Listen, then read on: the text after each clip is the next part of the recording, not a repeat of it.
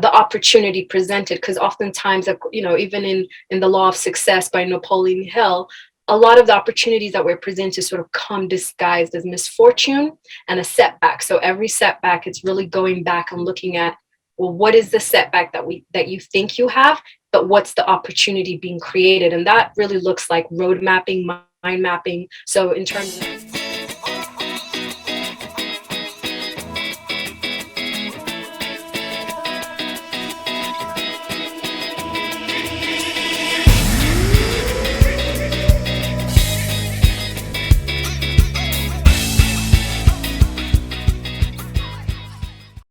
Thank you so much for tuning in to with Christian D. Evans podcast. I'm your host, Christian D. Evans. And guys, we have someone very special on today. And the reason why I wanted to have this woman on is because, in today's world, it is all about mindset, right? A paradigm shift, switching it. But much more than that, it is reprogramming subconscious things that are going on, patterns that you are not even aware of.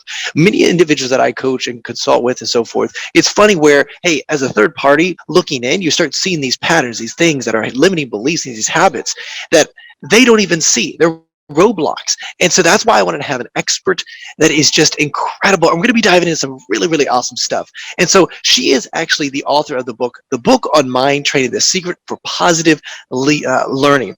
She has done an incredible amount. She's also been featured in newspapers, magazines, featured blog posts on a host of topics ranging from mental health, entrepreneurship, thinking, leadership, development, and emotional intelligence. She is also a mindset consultant, a neuro-linguistic programming NLP practitioner, and she's also the owner of the CALM Mindset System, a calm mindset system.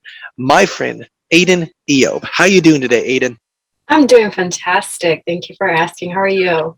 I'm doing fantastic as well. Hey, I am really looking forward to diving into this. Now, let's just jump in, okay? First of all, what are you seeing right now in the industry, definitely with entrepreneurs, definitely with your clients, that most individuals are struggling with and the limiting beliefs that are holding them back? Yeah, absolutely. So one of the key theme that I'm noticing is sort of like the fear of unknown and how to overcome that, and really just what does the future entail when the things that they thought were foundational were ripped apart, or things that we didn't think will changed. And so how to navigate sort of the unknowns in terms of just business success, but also self-leadership. How do I lead myself through these extenuating circumstances and come out on the other end intact and thriving, not surviving, so to speak? Yeah, and what I find so interesting is, like, we all know we need a pivot at some point, right? And whether, and obviously COVID and stuff like that, and we're kind of getting on the back end of COVID, which is wonderful. But that has really taught us as business owners that we need to be on our toes at all times and have almost a strategy to deploy just in case, right? And so my question to you, Aiden, is obviously now kind of being on the back end and helping a lot of entrepreneurs pivot very quickly and overcome these things. What are certain strategies that we could do to be proactive on whether that be business structure, whether that be our systems, our habits, our processes, just reanalyzing ourselves? Right, absolutely. Yeah. So one of the things that I get my clients to really focus on is their habits. And this is important because whether they're going to be a successful entrepreneur or just successful in general, the habits are going to be key. They're the foundational things. And so especially like as we're moving into the new season, one of the things we look at is revisiting the habits. What habits have they sort of taken on during the pandemic season that hasn't been serving them? And then let's adapt that now to work for them. So if there's any stagnation, habits that are not working, maybe too much Netflix because they want to kill the time and procrastinate on updating the business plan or so forth, this is an opportunity to really look at the whole self, mind, body, spirit, what's working, what's not working, and chop and change that so that it's really succinct with their vision, their purpose, and mission.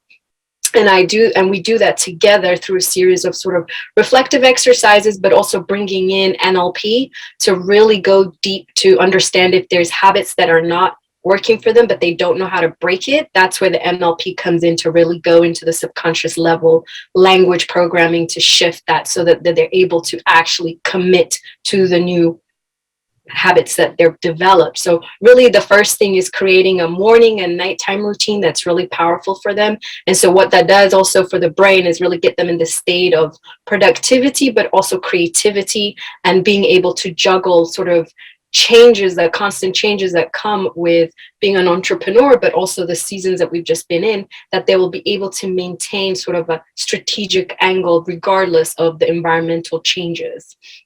And really the others sort of expanding their comfort zone, reaching out to masterminds, groups that are different to them as well, to really gain a new knowledge that they can then apply. So it's not so much about just reading about success principles, but then applying it. So that requires really pushing their comfort zone more than they would have in the past. And then also really looking at the opportunity presented, because oftentimes, you know, even in the Law of Success by Napoleon Hill, a lot of the opportunities that we're presented sort of come disguised as misfortune and a setback. So every setback, it's really going back and looking at, well, what is the setback that you think you have, but what's the opportunity being created? And that really looks like road mapping, mind mapping. So in terms of an entrepreneur who wants to go to the next level, that then we'll look at sort of where they are in their mindset, where they want to go, what business tools and systems that they have, what are they missing, and sort of mind map that strategy so that they're sort of working together rather than against. So there's congruency. Yeah, and I love that approach of what you're saying, because what I've seen, and just even myself, for example, is that I'm visualizing this is who I am, but my habits aren't really aligning with who I want to be, right? And that could be not just like, at a macro level of like, Netflix time, but also to like a micro level and saying, okay, how do I optimize my time to the top 4% of things that I should be focusing on as a business owner? So my question to you now is like really saying, okay, hey, we understand that habits lead to obviously successes, right? But it's a matter of, okay, if you find a client that is struggling with it, well, let me ask you this. If you find a client that you're working with, do they see that they struggle with that habit, or do they tend not to, and you got to be that third party that says, hey, this is a red flag, we should address this? Absolutely. So the vast majority have no idea about the habits that they're keeping. And this is where sort of the NLP kicks in. So we'll have, similar to what we're having, a conversation. But what I'm doing is I'm asking open-ended questions that are specifically targeting their subconscious mind to reveal this information to them. And so really, I'm not there to fix them. What I do is ask the questions that help them to see the habits appear. And then we strategize to really bring those bad habits into surface, clear that up through NLP techniques, but then strategize to get to the next place of, okay, well, now that that's squared away, how do you really want to stay consistent in this habit? So if you've been procrastinating, NLP is going to help to really clear that deep-seated triggers of procrastination. But then the next step is, well, then let's be consistent in this activity. And so a lot of them are not aware when they come in. There's some that I've worked with who know they have these bad habits, but just don't know how to get to the next level. And with that, it's again a similar sort of technique, except it's expedited because they're aware. A lot of it is down to getting the person, the client, to be aware of those bad habits. And that looks like clearing a lot of blocks before we can even have the real conversation. But when the client is obviously aware, then the next step, is really then the strategy. Okay, well, let's address this head on. What can you do? What resources do you need? And then let's make it happen. So it's action. What are those questions that facilitate that kind of subconscious reprogramming?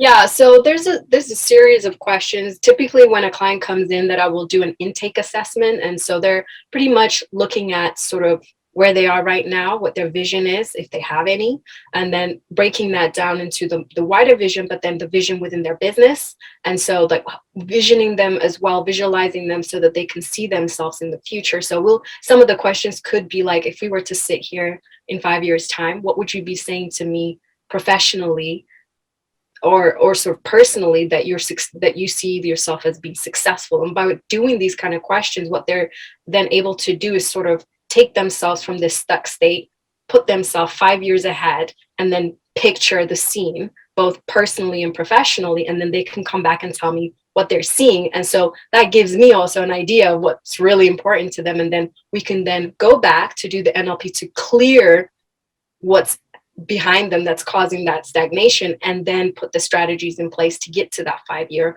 or even better, 10 years, 20 years. I love that. I love that because see, you have to have some sort of vision. And sadly, and this is what I think is so interesting is that definitely with COVID, and definitely just in general, what would be business owners tend to be very busy, right? And we're just being very active and our attention is being pulled 1,000 different directions.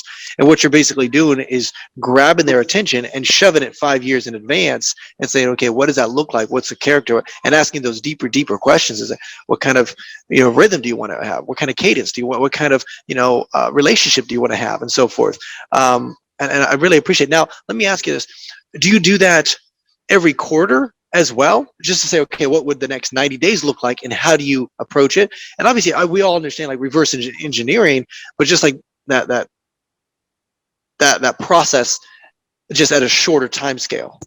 Yeah, absolutely. So as an intake, we do this exercise to just get the main vision, but then that's broken down through the system, like the Calm Mindset system, where we bring in the goals. And in the goals, we'll look at it every quarter to see if they're on target. But then also throughout the exploration, they'll find that maybe there is something that, they've been unaware of that comes to surface. And this is why we go through it every quarter to see and to make sure it matches up. And as they evolve and their visions evolve, that everything is sort of tied in nicely. And one of the things with those questions is that with NLP, what we end up doing is really bringing the emotion. So also the way we perceive information. So what I call the VACOG modality. So visual, auditory, kinesthetic. And that way it's really all encompassing. So it's not, if somebody is just a very visual business owner, or it's pretty much what they see, they will then not be able to access the other ways that they can see the vision, which is what they're hearing, what they're feeling. And so with these type of language processing, what we're doing, or what I'm doing as an NLP practitioner, is really helping them to encompass the true vision in all of their senses, both the tangible and the sixth sense as well, and tapping into that intuition, which is the next level to really understand the roadmap that's going to get them to that next level. So let's kind of dive into a little bit with like limiting beliefs, right? We all have them. And some of us, we're not even aware that we are even saying them, right? I was talking to my family the other day and, someone said, oh, I can't ever afford that. Well, that's a limiting belief right there. And you don't even realize it. Now, first of all, you always have to ask yourself, where did that come from? But also, I guess, what does that process look like? You have to have someone that's willing to challenge their limiting beliefs. But let's kind of give me an example of a client that maybe you had to kind of, poke the bear a little bit and to kind of ruffle their feathers to speak the truth, to get them to take action, to move, because you saw that limiting belief was really holding them back from that next level. Yeah, absolutely. So I had a client who was in consultancy and wanted to actually go and shift into entrepreneurship, but they sort of were in this state of denial and that they didn't think that they had the skills for it. So they'll tell me about their CV, regurgitate all their experiences that they've had, but that they can't go into the next stage, which is actually become their own boss, and then complain why they can't do that. And so with the sort of the questions that I did, it's really about asking the questions in a way that mirrors it back to them. So I'm just serving as the mirror.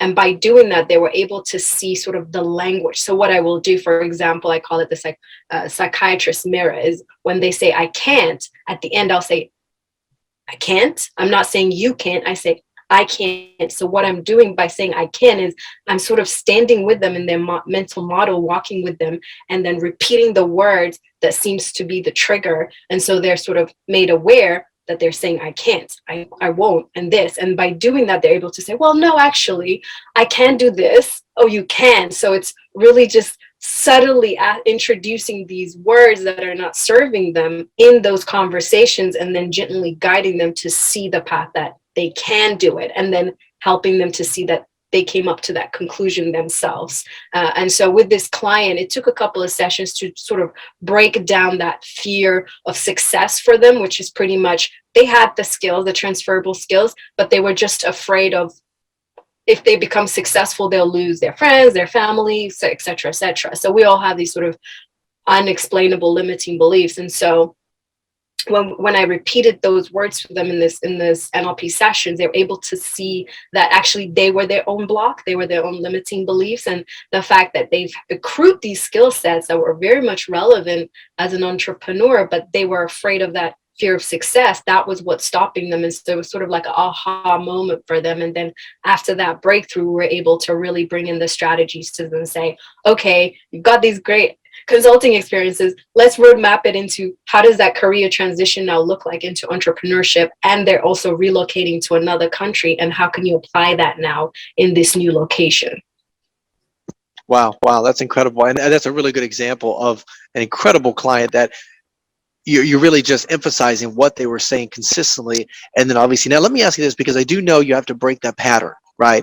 What techniques do you do to be able to break that pattern and allow them to know, hey, I don't know, I've heard people throwing water in the face and all sorts of shenanigans just to break that pattern. But because that what I always find very interesting, so when they were saying that, there are certain emotions that are driving with that, that phrase, that whatever. And emotion is just a very powerful tool if you know how to leverage it correctly. And so I'd love to see how you break it, and then of course kind of reform it to the right emotion, and associating the right emotion to that engagement situation or whatever, Right. for that future. Yeah, so there's with NLP, there's various tools. There's sort of timeline review, so looking at time points in their life where perhaps sort of that fear of success had been hit, and so we walk through that. We do anchoring. There's also museum of old beliefs, so really going back to the belief systems from childhood, haven't been serving them, and then replacing it. And so that again is an actual technique that takes about 45 minutes to do, where I basically get them to talk about a situation in their business where they're sort of in a stuck state, identify it, and then we walk through it in terms of sort of what they used to believe, what they believe now, and then we add a trigger word. So that will be the word that we'll use. And then in the next step, we'll literally repeat the museum of old belief technique, but this time I'm using the trigger word to then change it for them to say, okay, well, what's another way to look at that? But they're sort of, it's an anchoring process where they have to really visualize this new belief system, hear it, and so forth. But a lot of the times, the quick way to break it is sort of to ask them, what's another way to look at it? Because if somebody's talking about failure, and then I'm coming with a pattern of interrupt and saying, I'm not acknowledging the failure. I'm saying, what's another way to look at it? Is sort of asking them to shift at least 30 degrees into a different perspective. And then again, repeating it until they see the full circle of the situation that they're in. And then saying, well, what's the next step? So I'm not asking them for the whole stairway here. I'm just saying the first step, because the reality is, if we've identified the trigger and the different angles, and then I'm asking them to make a big leap, that's where the fear is going to kick in. That's where the procrastination will kick in. But just saying, what's your first step? I'm letting them know that you don't have to go the whole mile right now. What's the very least amount that you can do right now to get into that new trajectory, that new way of thinking? And then from the first step, we go into the goal system, which is pretty much taking in the vision, that why, and then breaking it down into goals at the 3-tier level. And by doing that, the key is that the brain, if you just set a goal and one timeline and you don't meet it, it's going to be a recipe for disaster, because it's very demotivating. And so the next time you want to set that goal, you're not going to achieve it. But what we do is, when we break it into 3 quadrants, it's creating sort of 3 degrees of success, because we look at that issue and say, okay, well, now you want to create a business plan, for example, or you want to update the business plan. What's the least amount that you're willing to do to get to that? So we identify that. We look at the people and softwares that can assist them, because we're always supported. The reality is nobody can do this alone. And so that's taking in sort of like the accountability partnerships and stuff. And then the next is sort of assigning a specific deadline for that minimum accountability. And then the next is looking at their motivation index on a scale of 1 to 10. Where did they see themselves being able to do the minimum goal? And so by doing that, we're able to see where their motivation indicator is. So if it's anything less than 5, I'll ask the question of, well, what will it take for you to make it a 7? I won't take it to 10, because that's not feasible, but 2 steps ahead. And so when we identify what it will take, then we can say, okay, what do you need to do to make it to that 7? And once that's identified, that will then become the new indicator for motivation. And then we break it down again, but to the stretch goal and then to the magical. And the magical is one where sort of surrender is required. This is where they are going big shot here. This is where the law of success, the law of attraction comes in. And so saying that big thing that they're afraid to say because they don't know how to make it happen, right? Identifying it again, making sure they know who the resources and softwares will be there to support them, and then the deadlines, and then the motivation index. And so when breaking it down by 3 quadrants, then they will be able to see come the end of the month when they're sort of measuring the success, at minimum, they would have succeeded because the minimum is what they will do based on their current experience. So they can't lose in that sense. We're not asking for a shift here. We're just saying, what's the minimum you're accountable to do? And then the stretch is, what's that next vision look like? And then the magical is, well, this is really out of your control. This is the part where you're going to have to dance with the universe, so to speak. And so by doing that, they're able to then be able to make strategic steps that are measurable, but continue to grow their business as they evolve as well. Wow, I love this. I mean, just because, see, what I find so interesting, Aiden, is because every true high performer, see, you win just by showing up, or like you beat everybody, like 80% of people, just by showing up. But the 20%, that's where it's a dogfight. And it's really to get them to the point. 1% is just exactly what you're saying. It's getting really micro. And a lot of people that's listening, I just want to, foot stop what Aiden's talking about here, because some of us think, oh, well, those micro things, that's not going to be a huge, massive effect. But we've all heard it's those micro, small things that other people are not willing to do. That's what you have to do to achieve the massive result. And I just love what you're talking about, because it's that such a small thing, micro thing. And I also do understand that it's that training, right? Some people have tried these big goals, these New Year's resolutions, and they fail. And so it almost elicits emotion of, oh, I don't want to do that again because I'm trying to protect myself, because I don't want to fail and I don't want to make humiliation. And so what you're basically doing is bringing the bar so low that it's like it's impossible not to fail. And so then, hey, I'm getting more of that momentum. And as my momentum and confidence and self-image and so forth gets rocking and rolling, now you're full throttle. But it all has to do with that subconscious side of things.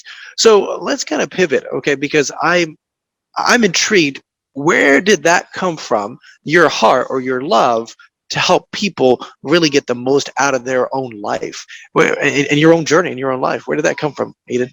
Yeah, so I probably came from my 6-year-old self. Growing up, I've had sort of a harrowing life. I've dealt with a lot of different traumas. I've had a lot of people tell me, no, it's not possible. You can't do it, whether that's because of my race, gender, what have you.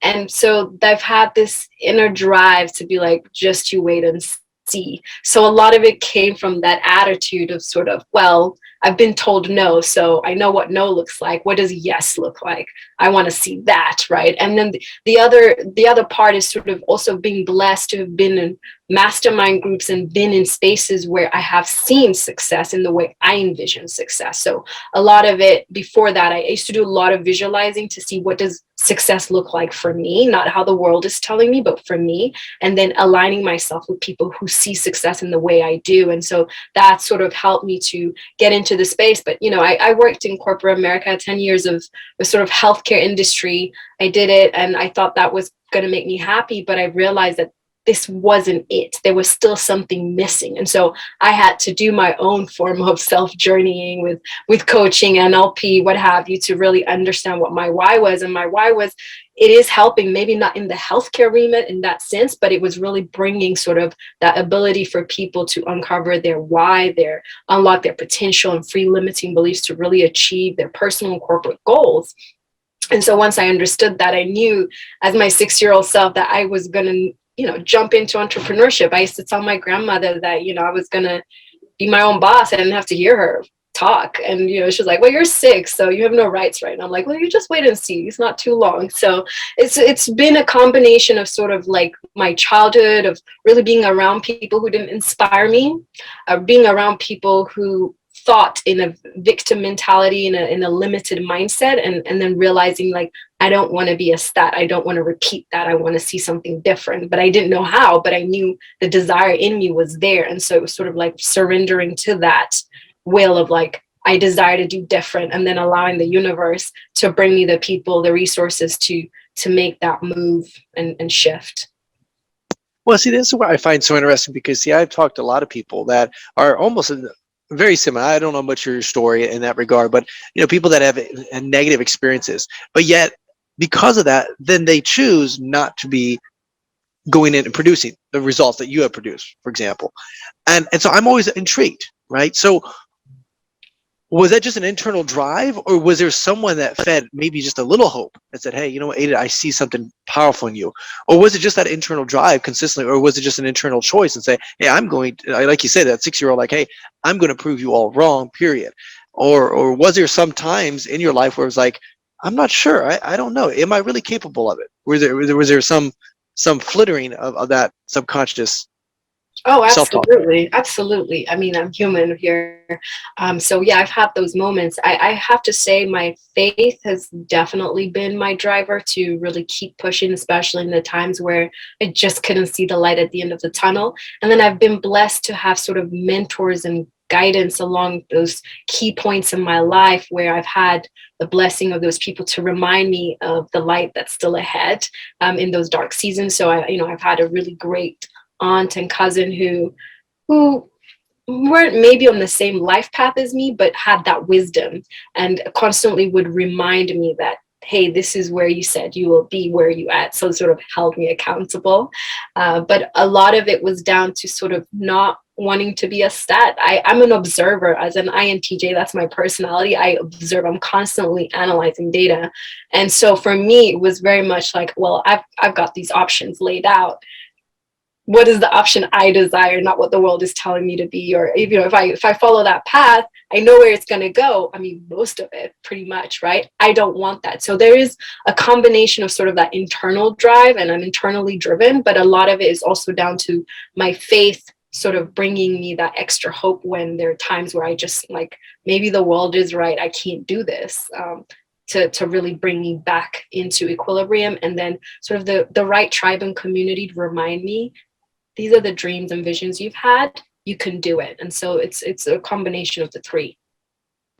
So now, and I know you mentioned just earlier on a trauma that happened in your own life. So did you, when you were kind of developing a little bit of understanding the NLP, becoming an NLP practitioner, did you leverage some of that to kind of reassess in your own life, or was that beforehand and then helped you walk through that, and then that's kind of what triggered, like, hey, I like this. This is kind of the next level stuff.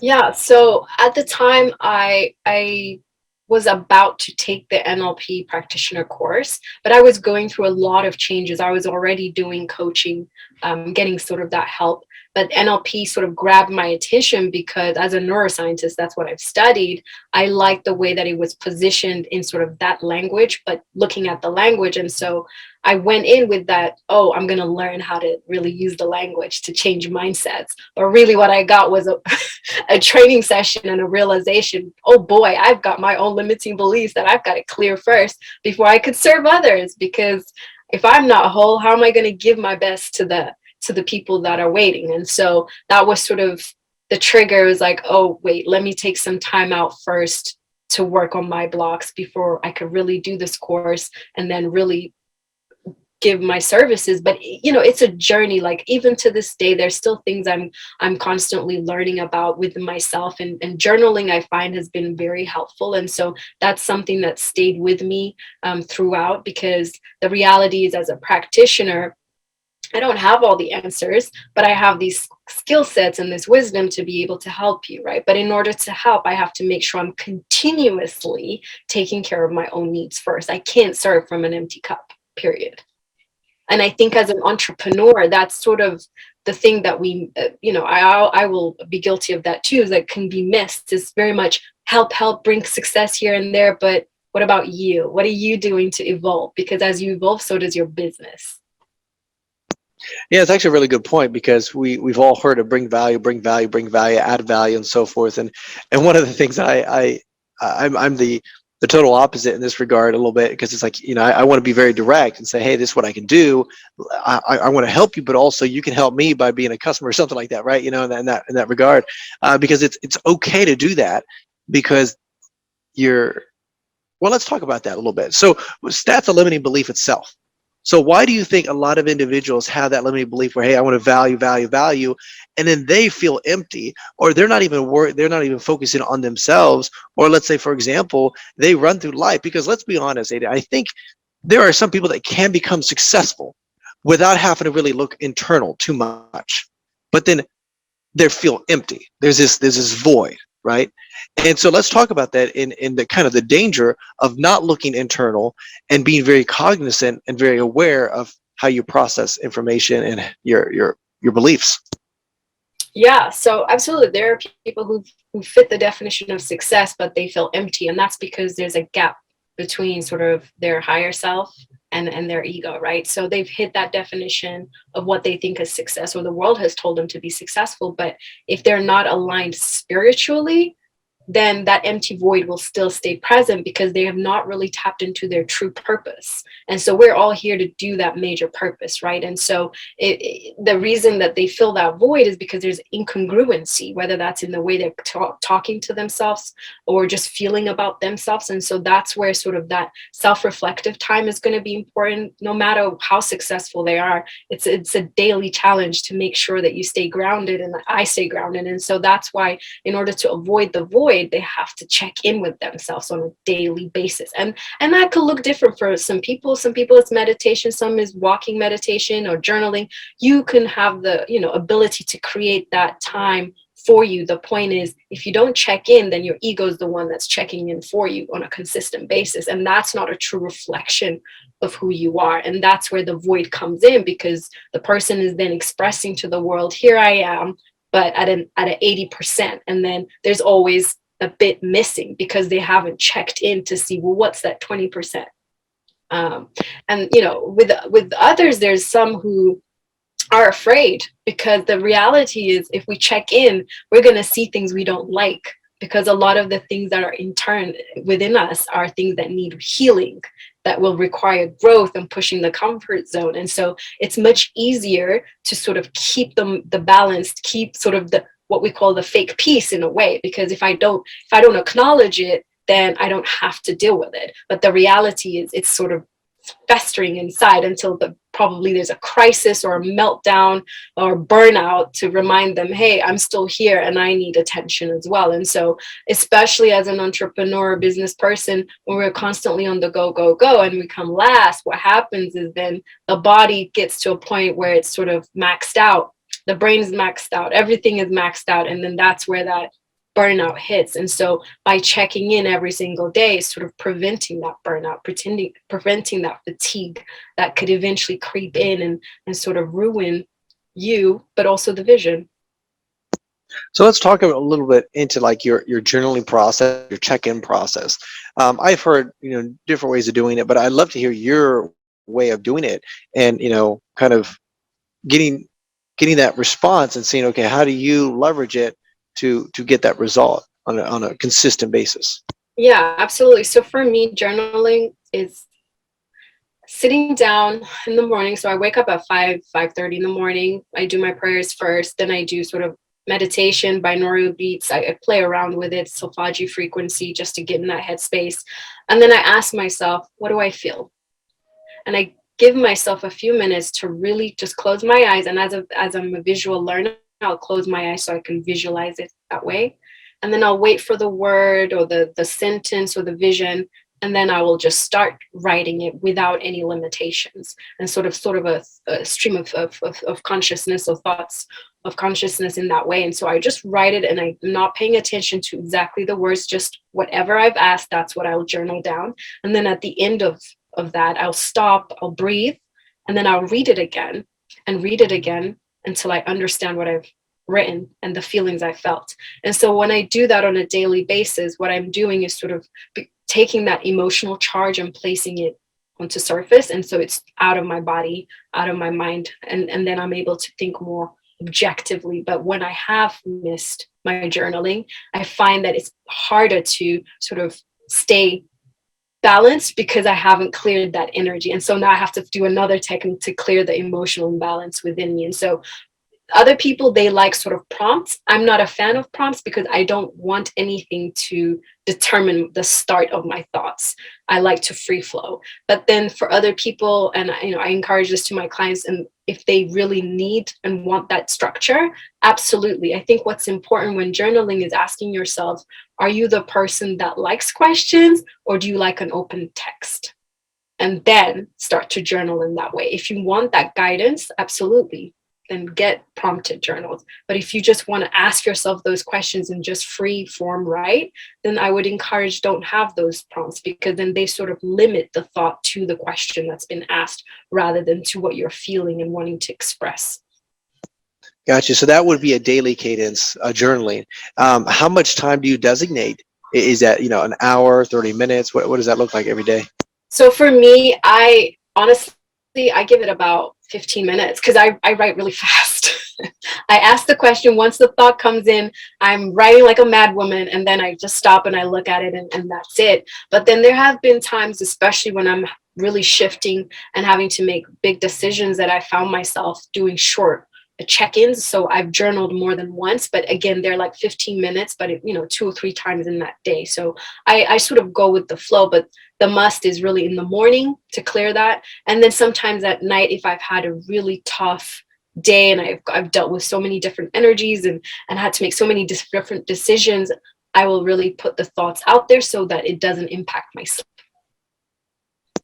Well, interesting. I like that because it's almost a controlled way. Instead of having that emotion controlling you, you're just basically controlling that by saying, okay, what am I feeling right now, and pulling yourself back and kind of looking at it objectively. I love that. I love that.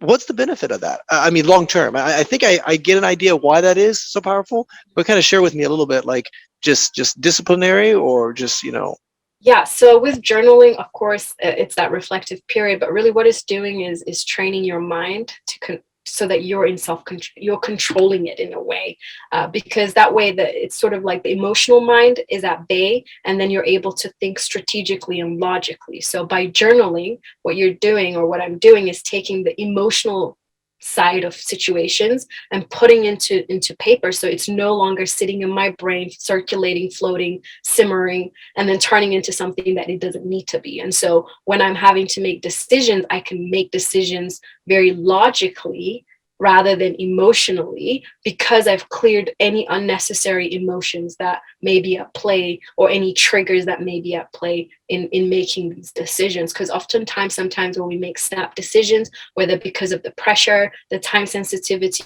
of it, or maybe that person has a trigger that they're triggering you in some way, and you just made that snap decision and don't even know why you've done it. This is where journaling would have helped, because that would have been addressed beforehand. And so by journaling, I'm able to show up and make better decisions. Of course, there are times I will still make snap decisions because we're human, but the reality is it reduces significantly the amount of times that as leaders will make decisions based on emotion rather than logic. But what journaling allows to do is actually marry logic and wisdom.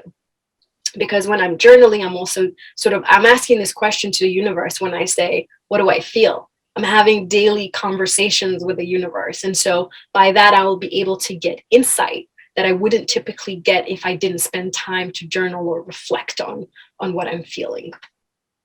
So what about on a weekly basis? Because I know you were mentioning, of course, we pull it out a 5-year plan, we reverse engineer, and we do it on a weekly basis, quarterly basis, and so forth.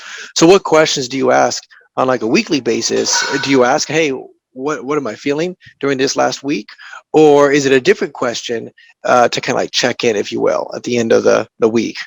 Yeah, so what my insight timer, my meditation app, it actually has a daily sort of how I'm feeling, and that one I just click what I'm feeling, and then it gives me an option of what I'm going through, and that kind of gives me a trigger. But on a weekly basis, I sort of have these moments. So Sundays are my self-care day. That's my day where I'm not doing any work. I'm not doing nonprofit work, nothing. It's just my time.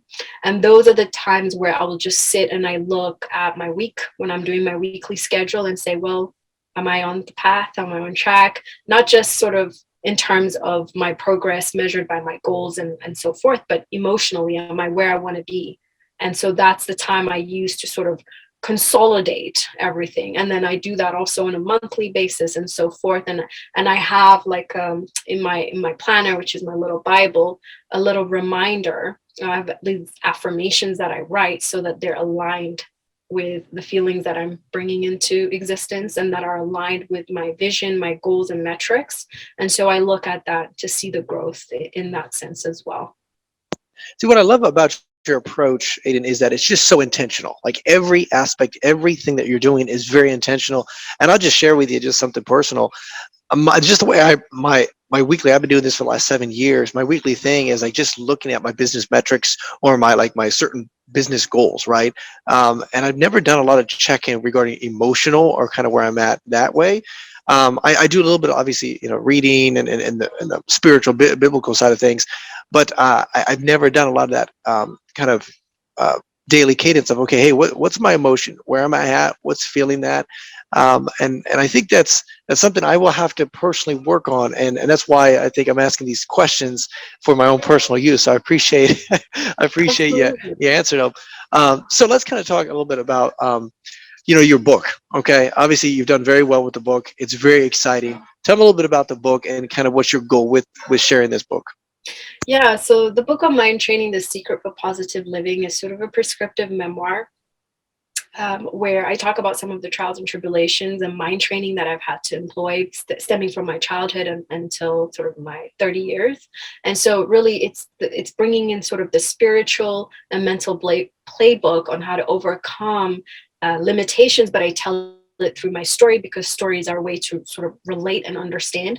And then I bring in sort of the mindfulness tools and techniques I've used and can help you as well in that season, and why. And so it's got a bit of neuroscience, a bit of psychology, storytelling all wrapped into one. And the main aim of really writing that was to show people that, the reality is trials and tribulations are never ending. And even in business, that's just an everyday game. But those opportunities, just because we go through hardship, that doesn't mean you can't grow from it or that you can't get to the next level, because they're sort of those checkpoints and gate points to see if you've got what it takes to get to that next point. But it requires the sort of that mindset to be able to see it. And so by writing the book on mind training, The Secret for Positive Living, I'm sort of sharing the different ways that life can beat us down, but then the different ways that we can bring in a better mindset to sort of strategize and get to the next end. And so by sharing my story, I show you just the ways in which I've had to overcome to get to where I'm coming, where I am and going. But the reality is that I'm not anybody that's just unique. Like, you can do the same. The reality is we always have trials and tribulations. Limiting beliefs are always going to be there, but what we can do is get in control of our mind. And this is where I sort of outline how to do that based on sort of the principles of neuroscience and psychology, and sort of that adopting a growth mindset, because that's really what's going to help to be successful in whatever endeavor that you and I go forth in. Yeah, so when you're working with so many clients, and I see the value in that book, of course, what have you seen in regarding just working with so many that they struggle with the most? Like the limiting belief, I guess, that is the big red flag that consistently is always, uh, you know, rising to the top, if you will. What have you Yes. noticed? So some of the really common ones is just procrastination, finding excuses to really not do things, because it's easier to stay stagnant than to actually explore what that next step looks like. And so there's procrastination, there's that fear of the unknown. What if I lose everything I've built up, this business I've worked hard to get, and now you're asking me to do something completely different. Well, I'm not sure I'm ready, because I can't see the roadmap, I can't see the whole stairway, I can't take that move. So there's really that sort of fear of the unknown, that sort of prevents a lot of my clients initially from going into and reaching for the stars, so to speak. And then there's also perfectionism, and a lot of my clients sort of are high achievers, and so that's where they sort of hit the struggle point, is because they're perfectionists. Everything has to be perfect. And if there's anything I know about entrepreneurialism, is that there's nothing like that in life in general. And so really that's sort of the key blocks that I've witnessed. And then there's also sort of imposter syndrome that gets in the way, especially with women. So a lot of the female people that I've worked with, they find that the imposter syndrome gets in the way of their success and what they think success looks like, and that they don't feel that they've attained it, even though technically that they have, they can't quite see it or marry the two together. And so these are some of the common threads that I've seen, but there's others that are a little bit more personal to the individual. But with entrepreneurs, it's really about sort of that fear of the unknown, and do I have what it takes? Yeah, because coming back to what you're talking about regarding your book, it's like when you realize the truth that no matter which stage you are at, whether you're poor, whether you're middle class, whether you're very, very wealthy, right, you will always have trials and tribulations, right? So you understand that truth. Then if you acknowledge that truth, then it's a matter, okay, how do I have intentionality and resources and tools to deploy and ways to actually get through those trials and tribulations without having to have that meltdown and crisis. And I think you're right, because I love what you're saying, because see, there are those that I've worked with that are extremely quote unquote successfully done incredibly, have incredible brands. And the thing is that they still struggle with those same things that we all struggle. But also one of the things is they have higher responsibilities. So they have to be more disciplined or strategic, right? Because then all of a sudden doors open up, opportunities present themselves, and so forth, and you can be very distracted when you get that higher echelon. And that is where, and it's what I love this approach, because I was talking to someone. He says, well, when I make $1 million, then I'll give $100,000. Well, no, that's not the key. You have to get these small disciplines in, and what Aiden is talking about, because if you don't do that now and look at yourself doing these check-ins, then you will never achieve that at that higher level. And just like you said, even if you do, quote unquote, then you will never be aligned and you feel like something's wrong. And I think that's just a beautiful story, just what we're talking about here. Aiden, how can our audience reach out to you and connect up with you? Yeah, absolutely. So I'm on all the major social media platforms: Instagram, LinkedIn, Aiden Eob, My Medication. Also my website, mind-medication.com. I'm actually offering a complimentary mindset consultation. So you can go and get that on my website under the contact me section. Awesome. And guys, those links will be in the description below. So stop right now, click on that, reach out, connect, and be in her community. She's obviously very, very well established in what she's got going on. Aiden, first of all, I want to say thank you for just bringing your incredible knowledge and your wisdom, and as well as your experience and expertise in this category, and really sharing that with our audience. But before we let you go, is there any last words you'd like to share with our audience? Absolutely. So the mindset principle to go with is the thoughts plus emotion equals behavior. So wherever you are in your business, entrepreneurial journey, wherever you may be, think about this. What are you thinking? Because that's the seed that will be planted in how you feel, and then the results and behavior you see. So focus on the thought. That's the starting point. And that is Aiden Eob. Guys, that is Journey with Christian D. Evans podcast. And remember, be uncommon if you can. Hey, stop. This is Christian D. Evans, host of Journey with Christian D. Evans podcast. And I just want to say personally, thank you for listening to our podcast. And, if you love what you're hearing right now, please, like this, share this, and show some love to our guest, and write a review, and, share this with your friend, your family, someone that truly needs it, because at the end of the day, you can make an impact in that person's life by sharing their story with that individual. And again, if you're a new guest, welcome to our community. We're so excited. We're so just honored. And secondly, if you're a returning guest, hey, we appreciate the love. Thank you. Share this with your friend and family. Hey guys, remember, be uncommon if you can.